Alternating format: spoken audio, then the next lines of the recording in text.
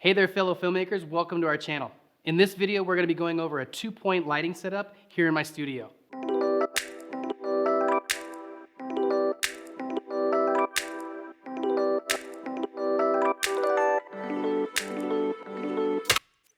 I get a lot of questions about how to light things, how to color correct things, what are my settings on my camera. You know, a lot of times people just don't realize how easy it is to do lighting, and they think that they have to go out and buy all this expensive gear, they have to get all these special, lenses and whatnot, but really it comes down to just basics and understanding how lighting works. I think it's important to always understand like how bright or how colorful you want something to look, and really, pay attention to your backdrops and your backgrounds and everything around you so you're not losing that color and light just by focusing all the light on one person.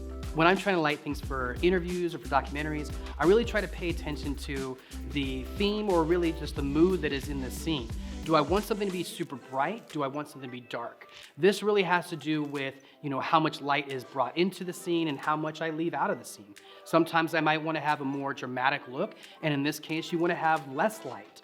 If I want something to look very happy and cheerful and bright, then I'm going to add as much light as possible, or I might even just go outside and use daylight. These are very important things when I'm making a documentary to take in consideration, especially when you're thinking of budget.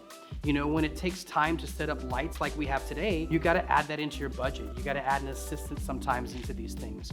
All these things come into play when you're deciding on your lighting for each scene. So for starters, we have our key light. Our key light is usually set up right here at a 45-degree angle, never right on, never straight on with the person, always off to the side, and I typically choose the left side of the face.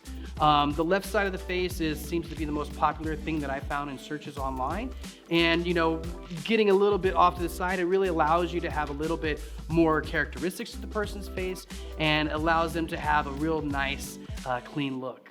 Second, we have our back fill light. So our back fill light is usually over my shoulder, right off to the side, and kind of like in a perfect straight line with the key light.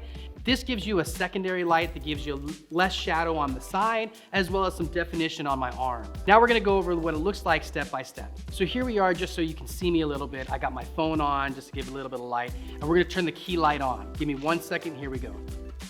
Now we got the key light on, and you can see that it's got a lot of definition on this side, but it really falls off on my right side. And you'll also see that there's a lot of shadow over here, and it's not gonna give you as much definition that you might want, and it probably is a lot darker than you want for the entire scene.